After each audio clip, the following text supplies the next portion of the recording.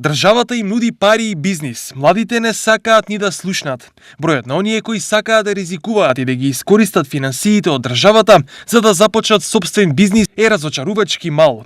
Од 1 до 2% од нив влегуваат во бизнис водите и се подготвени да се носат со предизвиците на самовработувањето. Повеќето од нив се на став дека бизнисот е сериозна и тешка работа, а нив во животот никој не ги подготвил за тоа. Бидејќи процесот за основање на бизнис им изгледа премногу тежок. Младите се одлучуваат тешко за бизнис затоа што во последно време младите искрено повеќе сакаат да прават прокрастинација, односно да не работат на нив, на градење на самите себе и да се потрудат малце повеќе. Дека да се биде газда не е едноставна работа, потврдуваат и економистите. Подготовките за тоа мора да почнат уште од мали нозе. Самиот бизнис, односно предприемништвото се учи од најмали години.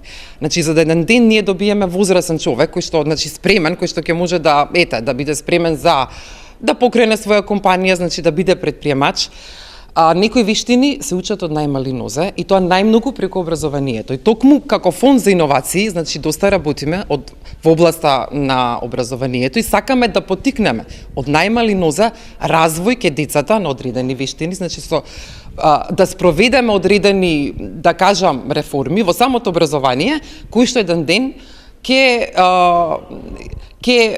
создадат млади луѓе спремни за бизнис и за предприемни. Од друга страна, на бизнис младите не ги учат ниту родителите, ниту образованието. Од тука не изненадува фактот на отсуство на интерес и иницијатива и кај нив. Поради ова, јасно е зошто дури 15% од младите невработени се со факултетски дипломи, но работи чекаат да им обезбеди некој друг.